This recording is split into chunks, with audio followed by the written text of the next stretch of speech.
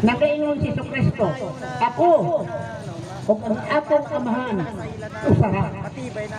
Diyos man ang amahan, Diyos man po si Kristo, kay usara. Usara man sila. Okay. Kung usara sila igsoon, mangutana ko, dili duha. Usara yun. Okay. Si Kristo, gilansang man sa cross. Nalansang po ang amahan. Namatay man si Jesus. Namatay po ang amahan. Kay usara man sila. Ha?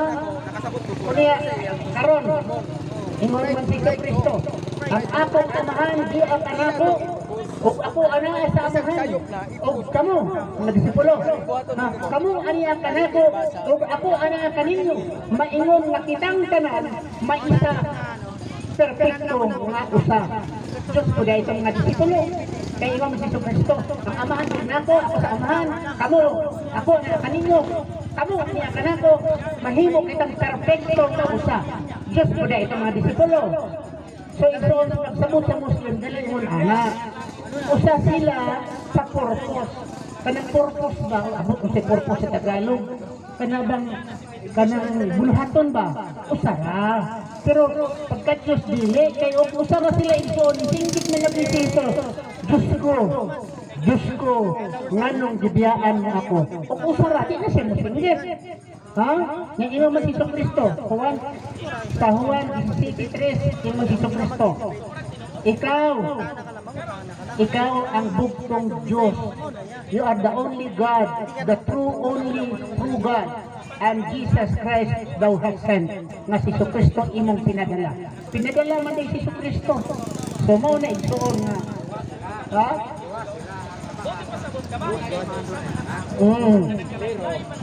Asa mabasa na dito.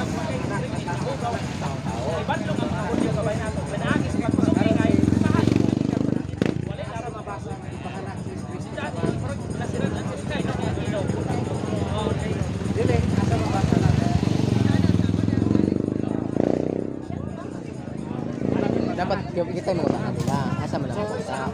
Kaya ila ba to? Ila ba to? Sila din yung pangutanan. Kasi ita. Sa una pa. Oh, nag-jig. Sila may nangutana. Laon mo ko kaya.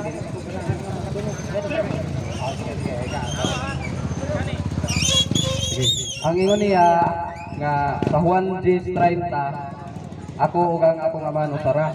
So ang giingon nimo, so ningon man siya nga sa gilansang siya nganong nitawag pa siya sa amahan kung usara man di ay sila. Sige, muto mo espiritu.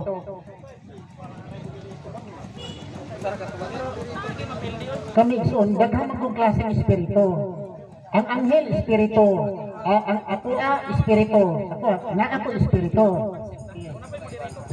Ang silang six tao kita, muto tawag espiritu. Kita na espiritu kung mamatay ta, natay espiritu. Natay. Sige.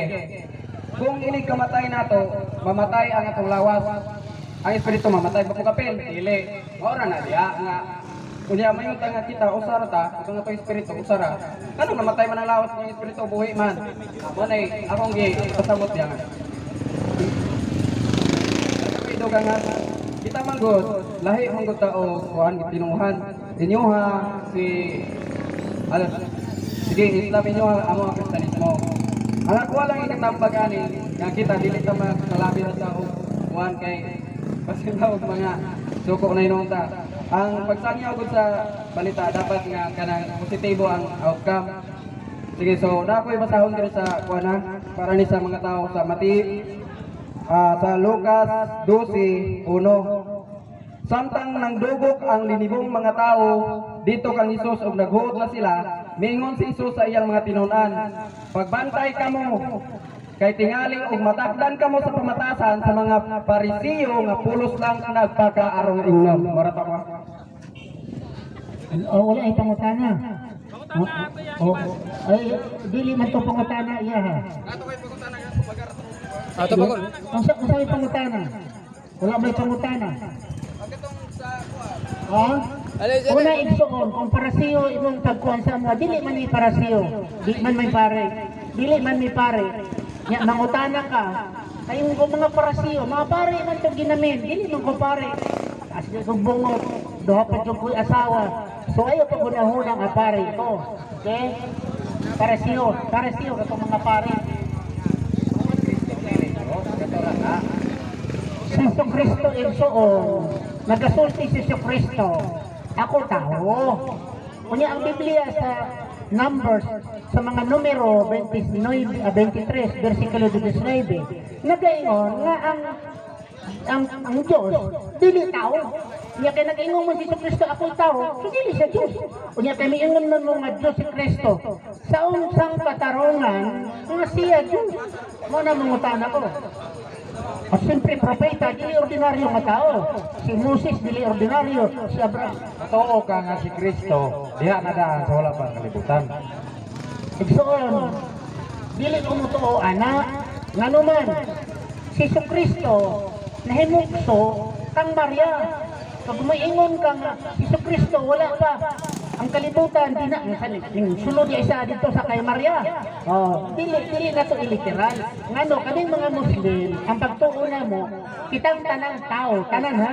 Wala pa tanahimong tao, tiha-tiha na ka sa Diyos.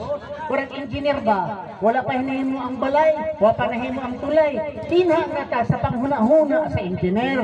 O niya, ang engineer na to, Diyos man. Wala pa tanahimugso. Kauban si Kristo, na siya sa huna-huna sa Diyos, sa kaalam sa Diyos. Pero dili nagpasabot na si Kristo lang. Kitang tanan, tuana sa Diyos, di pa tanahimugso. Oo. Nga diha na siya sa kalibutan, wala. Diha na siya sa wala pa ang kalibutan. Dili lang lagi si Jesus, kitang tanan. Sa kaalam, literal ang pagsabot, nga dili literal. Okay, sige. O iliteral nimo nga diha na si Kristo sa wala pa nahimo ang kalibutan, literal nimo. Di unsa may pakisulod ni Maria, kay literal na naman siya. Sa ato pa dili lagi literal.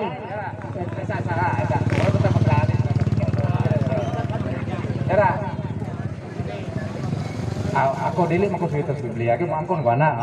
Pero asa mangutana ko ni maasa mabasa tong niingon siya nga nangayo siya pasinungog.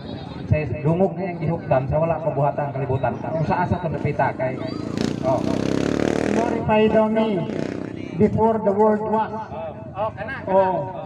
Oh Father, glorify thou me. Di pa nalimot ko sa dyan. Ay actually na. Okay. Una igsoon. Ang problema gud sa mga Kristiyano, ang problema ha, kay Kristiyano magudaan. Ang problema sa mga Kristiyano, tanan nga nasulat sa Biblia, sa walay duda, gituhuan, ang batuod o tinuod. Okay. Igsoon. Dili tanan nasulat sa Biblia, tinuod. Ngano man, paminaw igsoon. Ngano man. Okay, istorya. Ani paminaw sa Dede kami na ison. Ang nangutana naman kanya patubag sa ako. Di nangutana siya ko ison. Di patubag sa ako. Kay wala man ko nahuman og tubag. Okay. Di pasal Biblia may ingon nagangadili tinuod ang ba nasulat. Okay, ison. Okay, daw Biblia. Nay Biblia. Ang Biblia diin man. Na ay Biblia igsoon kay matot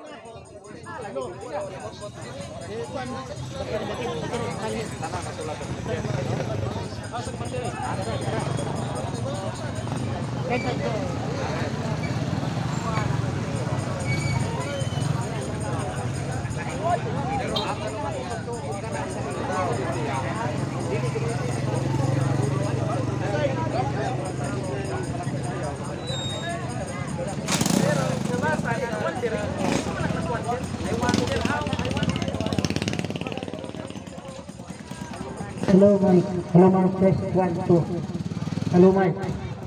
Igsoon. Nangutana ang itong igsoon. Mutuo ba ka sa nasulat sa Biblia? Ang akong tubag igsoon, dili. Ngano man itong kinausak igsoon. Ayaw sa kusak bati. Ayaw sa paway akong tubag. Katubag ako. Ningingon ko igsoon na dili ka nang nasulat sa Biblia tinuod. Ngano man. Ingon dili sa Biblia. Mabasa sa Juan 8, versikulo 1 hangtod sa 11. O si Maria nadakpan sa mga tinunan ni Kristo na nagbaligya og unod. o gidala nila ito sa atubangan natin ng Kristo. O gaingon ang mga Hudyo sa batas ni Moses, kini siya batuhon hantod mamatay. O niya nintubag si Kristo, kinsa kaninyo ang walay kasalanan, mo'y unang bato. O niya sa dinha nga ang mga disipulo nawala, no? Nangutama si Kristo, di naman ang nag-akusar kanimo, nangawala sila o ikausab lakaw. Pangutana, unsa may giingon sa mga Bible scholar, gihimo nila footnote. Ngano matod nila, kining istoryaha, bakit dili ni mabasa sa reliable and the most authentic writings of the Bible. Gidugang lang lani in the 4th century. Dugang lamang. Sila mismo nagsulti niya, oh. Patahan ninyo. But that story is a false and fake story. Mga Biblia scholar na nagsulti. Niya pa. Doon sa Marcos 16, versikulo 1:8. Matod pa sa mga scholar. Kay ang Biblia karon sa Marcos 16, natapos man sa 20. Nga mga scholar nagsulti, kining versikulo 9 hangtod sa 20, wala kini mabasa sa original writing.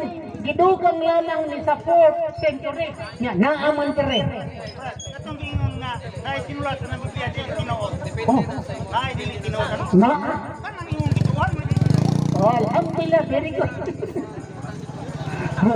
So, naaman tere. Dili man ako'y nagsulti. Ang mga Bible scholar na nagsulti nga fake story. Dili man itinuod. Nganya, ano ikunin mo? 1 John chapter 5 verse 7. For there are three that bear record in heaven, the Father, the Word, and the Holy Ghost, and these three are one. Naaman na, nag-ingon mga scholar, gibutang mga sa footnote, kay matod nila, dili man na mabasa sa original. Yang anong basulon man ko, mga scholar sa Biblia man nagsulti. Oh.